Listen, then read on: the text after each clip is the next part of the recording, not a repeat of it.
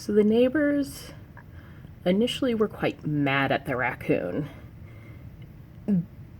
because it actually broke one of their feeders. Tossed it on the ground, it broke in half. They have since added a carabiner, so it's secure on there. But that has not kept the raccoon from continuing to try to get to that feeder. However, as I mentioned before, they do seem to have befriended it since that time. Now, kind of like me, that it's not destroying their things, that they've found ways to prevent it from getting to what they don't want it to. But that was him at least trying for it.